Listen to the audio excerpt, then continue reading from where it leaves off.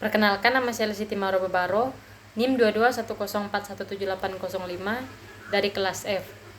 Saya akan menjelaskan tentang membuat proposal penelitian skripsi tugas akhir bab 1, bab 2, bab 3.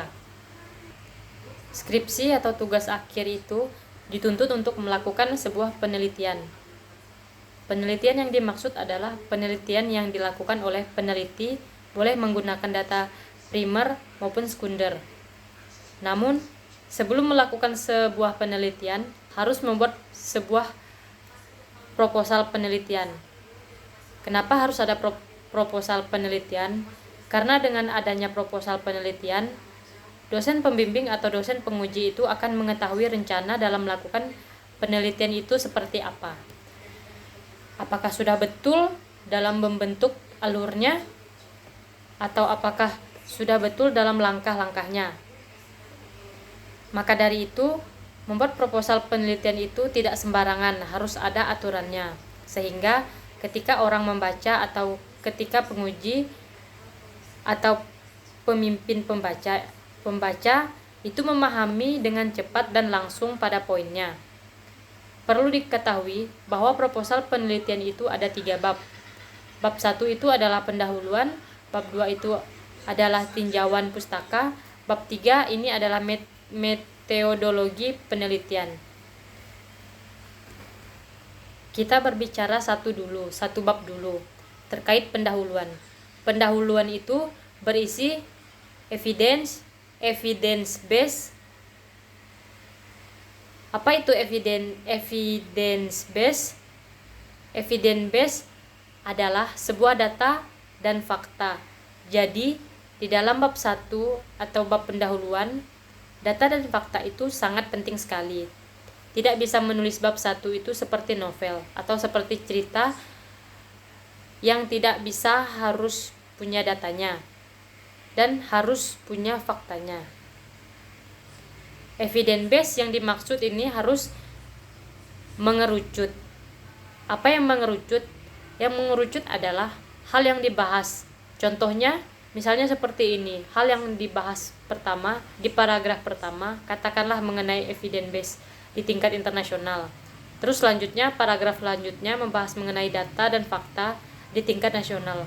Selanjutnya tingkat provinsi. Terus selanjutnya data dan fakta di kota, terus di lokus atau lokasi khusus. Yang dimaksud dengan data dan fakta itu seperti ini.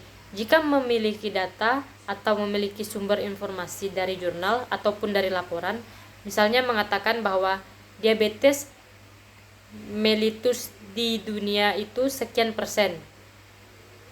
Menurut jurnal A, misalnya, itu sudah data. Fakta ini bisa juga berbentuk data yang memperkuat di data yang utama. Jadi harus data dan fakta ini sebetulnya tidak dapat dipisahkan, agar kalau data itu berbicara, fakta begitu di lapangan. Nah, dalam mengerucut ini, dari internasional sampai lokasi khusus, menceritakan mengenai evidence base, variabel terikat. Jadi ketika perintian itu wajib tentukan dulu variabel terikatnya, apa variabel bebasnya, apa paragraf yang terakhir. Jelaskan variabel bebasnya.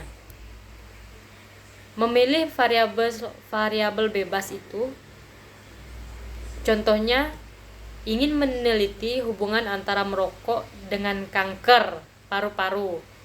Berarti menjelaskan dari internasional sampai lokasi khusus ini kanker paru-paru. Tapi menjelaskan mengenai kenapa rokok. Nah, ini baru di sini. Kenapa kalau tidak variabel yang lain?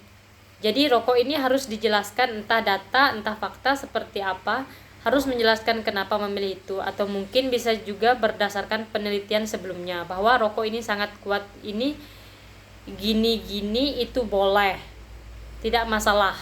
Selanjutnya adalah tujuan umum. Sekarang ada 2 tujuan, yaitu tujuan umum dan khusus. Tujuan umum menggambarkan secara keseluruhan. Misalnya, kata variabel bebasnya ada 4. Ada 4, terus terkaitnya 1 berarti tujuan umum adalah melihat faktor risiko variabel bebas terhadap variabel terikat.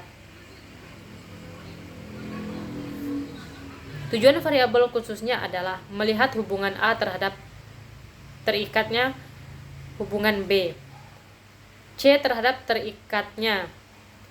Jadi masing-masing variabel yang perlu diketahui juga setiap kalimat atau paragraf ini harus menyambung satu dengan lainnya.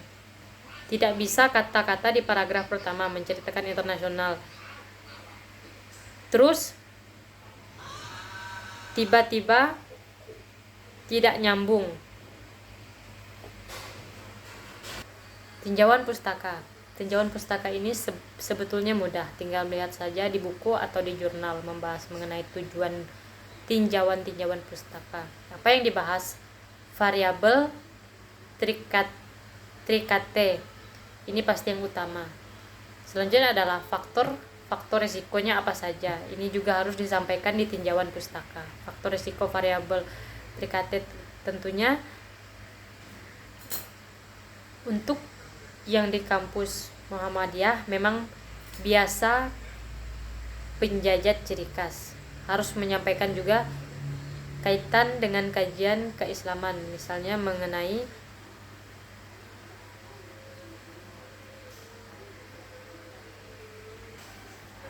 bab 3. Bab 3 ini adalah metodologi penelitian. Metodologi penelitian ini saya sarankan sekali kepada Anda tidak mengcopy paste bab 3 kakak tingkat.